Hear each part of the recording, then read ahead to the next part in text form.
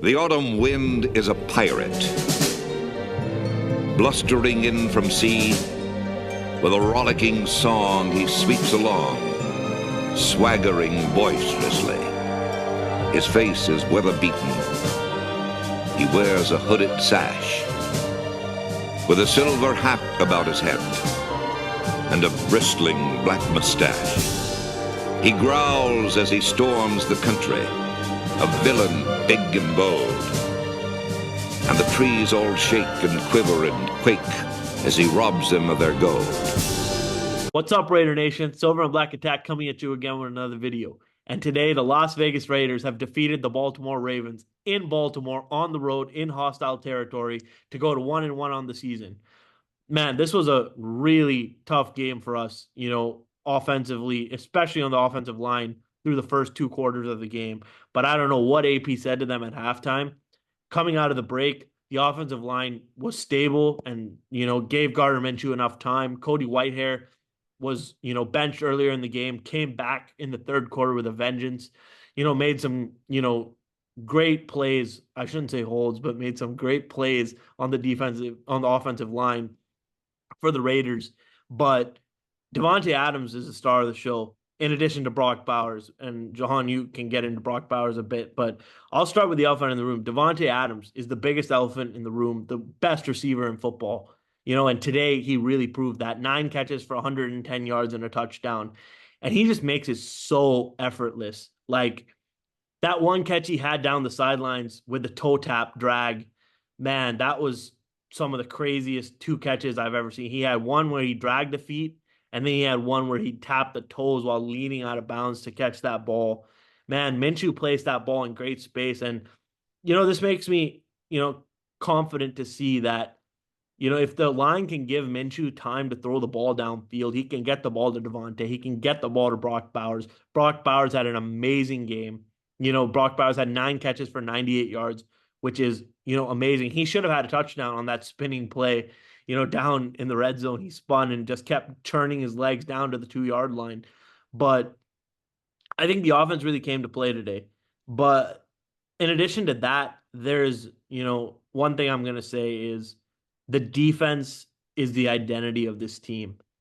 And this defense, this run defense, even this pass defense is some of the best I've seen in my, you know, 17, 18 years of being a Raider fan. This is some of the best defense in general that I've seen. Patrick Graham has got those guys rolling. All 10 guys on the defensive side. I'm not going to say Divine Diablo because Divine Diablo messed up again, had a couple of mess ups, cannot stop the run for shit, got ran over by Derrick Henry. Man, he got bulldozed by Derrick Henry on a few chances trying to arm tackle him. But again, with Divine Diablo, he's a safety that they converted to linebacker. If we remember looking back at it, he played safety and they converted him to linebacker. Raider D hit on this on his 5 key points I just watched, a little bit before we started recording. That Divine Diablo, he sucks. I mean, that's just the name of the defensive side.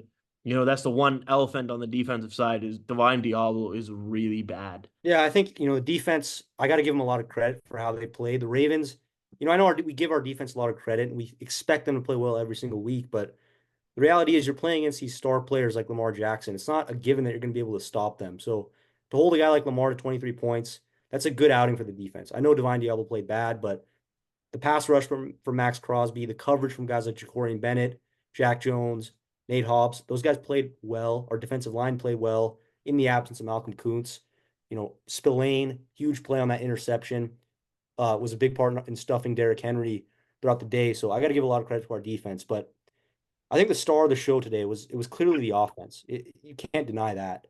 We took Luke Getsy to task for how he called that Charger game, and he deserved the blame for it. Getsy opened up the playbook, and that allowed our quarterback, Gardner Minshew, to get the ball to guys like Brock Bowers, who I'm going to hit on.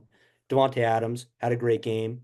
Jacoby Myers, we were able to distribute the ball downfield, and Luke Getsy, I think, opened up the playbook, and all that was facilitated by the offensive line playing well. It was a tale of two halves. The offensive line was getting pushed back every single play, and when they were able to protect Gardner Minshew, like you said, Minshew was able to distribute the ball. Brock Bowers, I think he's the best rookie in the NFL. I think he's going to be the best tight end in the NFL by the end of the season. He's a star. Like I have nothing but praise for Brock Bowers. Devontae Adams, he was Devontae Adams today. Despite our quarterback not being good the past 1 or 2 seasons, he's still going to produce. And today he had good quarterback play, and he really showed it. And Gardner Minshew, another guy who played really bad in that first half. When there's pressure around him, he's not the same quarterback. If he was, kept clean, and once he was kept clean, like we saw, if he has time, he's not rushed in the pocket. He can really scan the defense, and he has an arm. He showed his arm to attack those over the middle deep shots. And, it was just an offensive masterclass in that second half. And it gives me a lot of confidence that going into games like Carolina and Cleveland, that we can just go and have an easy win. Because if we have good offensive output with our defense, we're going to win a lot of these games we play. And if we had this offense against the Chargers, we'd be a 2-0 football team right now. Yeah. And obviously last week is last week, Chargers and the offense didn't show up. But I think this week in the second half, they really came together and gelled. I think, like you said, Getsy opened up the playbook, stopped playing like a little bee and, started opening up the field, throwing down, looking down the field even to start, even just looking down the field because they weren't doing that at all in the first half. They were throwing side to side check downs and little 2, 3 yard passes, from the line of scrimmage. But I feel like the one play that really opened it up was there was a 9 yard out like on the first series of the second half that hit Devontae Adams for 9 yards. And I think that's when he really realized, like, okay, like I can start throwing the ball down the field. After that play, man, he just hit Devontae about 7 or 8 times on the next two possessions and obviously had that great touchdown in the end zone. And I think it was a great call there on the goal line, not running the ball. When it was 23-16, we had gone down to the goal line. We had passed the whole drive. We passed 8 times on that drive. To get down to the goal line and say, hey, F it, we're not going to run the ball. We're just going to, pass, pass, pass. And to get Devontae in that one-on-one situation, Devontae's going to win the one-on-one every single time. 99 out of 100 times Devontae Adams is going to catch that ball. And I think Minshew put it in a great place. I think it was Marlon Humphrey was the defender on that play, and Minshew just put the ball in a great place for Devontae to go get it, over the middle. And that was a difference in the game right there was to show, at the 1 yard line, you can be aggressive and not just, run the ball, which wasn't working. And Tiki Barber even said it, on the call, on the broadcast. He said, he was like, yeah, Raiders, you're not good at running the ball. So he's like, don't run the ball, pass the ball every single time. So, I mean, I don't know how sustainable that is for future games, but I think, man, it really worked today. And on that last drive, actually, on the last drive of the game, after we got Lamar off the field, we had a Derrick Henry negative pass. Like it was like a side swing pass for -2 yards. Then the backup running back, I'm blanking on his name right now. What was the Ravens second running back? Justice Hill, I Yeah, believe. Justice Hill, right. Justice Hill had a 5 yard run. Then it got back to like 3rd and 10. And it was like on 3rd and 10, Max Crosby just sent the house and came up the gut and decked Lamar Jackson. The shanked 19-yard punt by the Ravens punter out of bounds, plus that 5 yard penalty for the player who walked out of bounds. Man, we got the ball at like the 43-yard line, with the game on the line. And Zamir White really took over at that point. He got 6, 7 yards of carry on the next 5 carries. It was a big third down pass to Jacoby Myers on 3rd and 3, I believe, that got them the first down.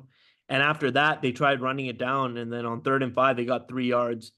4th and 2, they ended up kicking the Carlson field goal. And after that, it's history. The game was history at that point. But I think, one thing to mention is AP is also learning. I know you're probably going to say something bad about AP coming up here in the next few seconds, but I think AP's learning. And the way he hugged Tom Telesco after the game, it looked like his job was seriously on the line. Like, I mean, there's a clip of it. I don't know if we can show it or we'll figure it out, but man, it looked like he hugged him for his life on that clip. Like he looked like that was like his job was on the line, his ass was on the line if they were not going to win that game. But yeah, I mean, what do you have to say about AP? Yeah, I think AP in the first half, his decision making almost cost us the game. It was a point. I believe it was 4th and 2 at around, I think it was the 20-yard line or so on the Ravens 20. And instead of taking the points, kicking the field goal, He calls like a fade, a one-on-one fade to Devontae Adams, a 20-yard pass on 4th and 2, which just took 3 points out of our pocket, which almost cost us the game. Had Carlson missed one of those earlier field goals, it almost cost us the game. And luckily it didn't. And I think that's why he was so relieved that we were able to win the game, because I think he would have been in trouble with Mark Davis had we lost. He would have had a lot of questions to answer. And I don't think he would have had answers. But, credit to him, because the one thing he does offer us is motivation, instilling that culture, that Raider way. I don't know how tangible that is to measure, but you could see that on the field today. Max Crosby, who he's an incredible player, and I don't even want to talk about his on-field performance because we know that's amazing. But I think the biggest thing he did today was hype up Gardner Minshew after that interception. He went up to him, shook him in the chest, and I think that woke up Gardner Minshew because that was honestly the turning point. He started playing better after that interception, and he's a leader, and I think he's enabled to be that leader because of Antonio Pierce. That's what Pierce brings. He's not the best decision maker in terms of analytics or game decision, whatever you want to call it. But the one thing he brings is that culture. And we saw that on display. Without that culture, we wouldn't have been able to win in Baltimore. So, look, I'm not the biggest Antonio Pierce guy. I was an advocate for Patrick Graham, but Pierce shut me up today. He shut a lot of the haters up, and I'm couldn't be happier for him. Yeah, and Raider Nation, this is our first video since hitting that big 1,000 monetization mark. So, we're gonna relish in this one a little bit. This is our first big video. So, click on that subscribe button. It really helps us. Like the video, comment. But I'd like to take a second today to announce our first affiliate sponsor for the video, and that is Smacking Sunflower Seeds right here. Smacking Sunflower Seeds, they come in 7 great flavors. Ranch is their newest flavor.